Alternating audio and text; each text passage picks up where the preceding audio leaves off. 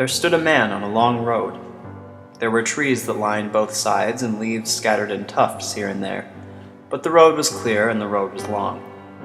The man couldn't completely recall where he'd come from or how he'd arrived there, but he felt it was where he was supposed to be, there in the middle of that long road. Fog lined the air and the trees and the sky above him, but the road was clear. And the more he stared at it, the longer the road seemed. It appeared to go on for miles and miles, though he could only see a few feet in front of him due to the thick blanket of fog. He began to walk, unsure of where his feet would take him, but sure of where he was going. The day was quiet as the grave, although he couldn't be certain it was daytime at all. The sky was bright and the air was full and warm, which meant it must be day. It has to be day, thought the man. But he couldn't be sure. He couldn't be sure it wasn't nighttime after all. It didn't feel like nighttime, but it didn't feel much like daytime either. As the man continued to walk, he kept his head down at the road.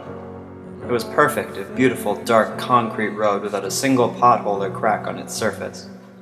He kept his eyes focused on every inch of the road, searching somewhere for an imperfection, but he could not find one.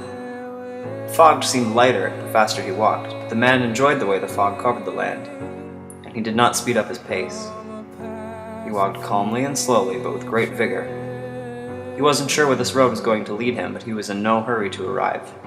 There was a cracking sound ahead of him, as if a large, heavy tree had just broken in two. The sound pierced the air, and as soon as it was done, the world was quiet again. The man glanced around, searching for anything that could have split such a silence. But he could not see ahead of him, for the fog was too dense. He picked up his gait a bit then, his mind wandering about what could have made that sound. The road did not seem to be curving or winding, but instead appeared to be a perfectly straight shot towards whatever was waiting for him. He noticed a crack on the road then, a small, shallow crack on an otherwise perfect structure. He wasn't sure why, but it infuriated him. He continued his walk, and as soon as he carried on, began to notice more and more scuffs and cracks in the road, soon becoming thicker and deeper, digging into the smooth pavement. After about 3 minutes, there were so many cracks in the road that the man was having a hard time walking up. A large black dog sat in front of him then, further down the road, surrounded by cracks and splits. It was larger than any dog he'd ever seen before, larger than a wolf, almost as large as a lion or a small bear. Too big to be a normal dog. He stared at it from across the road. It didn't make a sound, not a bark or a howl, not even a breath. It didn't even move. It stood staring at the man from down the road, and the man stared back. He was too frightened to walk now, too frightened to get anywhere near the creature. And then, all at once, the dog spoke. "I see you finally found this place." Its mouth didn't move, nor its eyes or ears, but a very clear male voice emanated from its being. The man stood frozen, unsure of what to do, unsure of what to say to this strange, massive creature. "Where exactly have I found myself?" the man said quietly. The dog didn't move, but its tongue flopped out of its mouth and it began to pant. It almost appeared to be smiling. "I've never been sure in all my endless days here," the dog responded. It almost sounded like a chuckle. "I don't know what awaits you at the end of this road, nor do I know where you came from or how you got here. I simply stand and wait for people like you to pass by me and move on." The man relaxed a bit. He realized his knees had been locked since he'd laid eyes on the dog. He was sweating. "So I need not fear you then, is that right?" the man said. The dog tilted his head. "Fear me? No, no, I am not to be feared. What you must be afraid of is what you cannot see, what lies at the end of this damned road through the trees and the fog. Nobody that has gone down this road has come back. I assume something is waiting for you down there, friend." The man moved slowly toward the dog. The closer he got, the smaller the beast began to appear. His menacing figure seemed less imposing up close, although he was still many yards away. You could see now the dog's piercing blue eyes. "And if I were to ask you what would happen if I didn't walk down this road, what would you tell me?" the man called out. There was a pause, and the dog wagged its tail. "I assumed then that my duty would be to end you right here," said the dog. "I've never been told, only that every weary traveler on this road must follow it. That is the law of this place. It always has been. The man looked cautiously at the dog. It still hardly moved, sitting as though made of stone. Its blue eyes tore through him. There was a slight breeze now. The man could barely make out little bits of sound. The trees groaned and the leaves blustered about the ground, but the air remained muted and thick. The dog was glancing around. "Something's changing," it growled quietly. It wasn't a menacing growl, but concern. The man could hear things now, things he wasn't sure were real. There were whispers and moans and the sound of loss and despair. He could hear it all around. He could feel the nature of this place now. It was not a place he was welcome. "Where am I?" he asked the dog quietly as the ground began shifting beneath him. "The end of a very, very long road," the dog said. "A road which everyone must walk and which everyone must reach the end of. This is the end of your road, and now you must walk a new one. A new road which will take you where you must be." "I'm dead, aren't I?" the man whispered with growing fear. "I'm dead, aren't I?"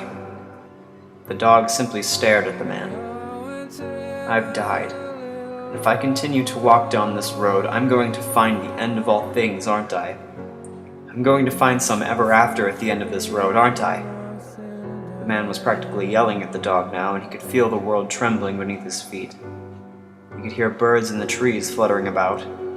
He could feel the fog shifting and the trees crumbling. And if I were to turn around, if I were to walk straight back from where I came, what then? What would I find there? The dog stood up finally, its back arched. "You'll find nothingness, I presume. You'll find this place without me, without the trees, or the road, or the fog. This is a passageway to whatever new reality you'll soon be living. Down there, down this road, your forever awaits you. But back the way you came, that's nothing. You'll be wandering in a great nothing until the end of time, perhaps longer. Is that a fate you desire, truly?" The man paused and the world once again became still. "I don't know in what way you've joined me here on this day, nor do I intend to burden myself with the answers, but you do. And you must realize that there is nothing left for you back there where you came from. Do I know what awaits you at the end of this road? No. But can I promise you it would be your everything compared to a vast nothing? Yes.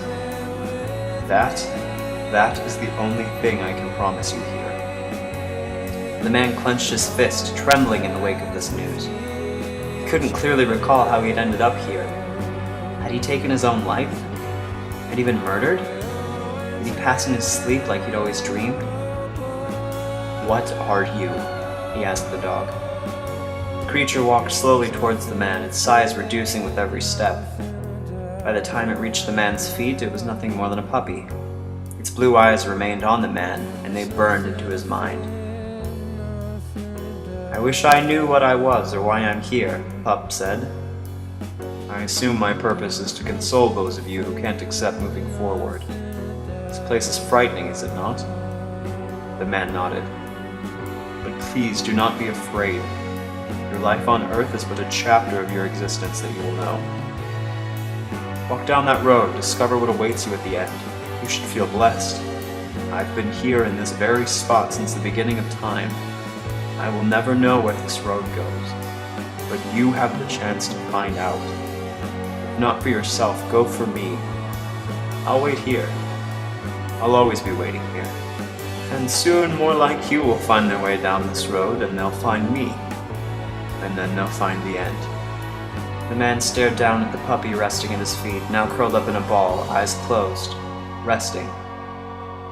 He looked down the road and noticed that the fog had cleared. And what he saw at the end he could not fully grasp. His eyes filled with tears as he gazed down into the forever of his existence. "Thank you," he said to the pup, who was now dozing quietly in the road. And the man took a step forward.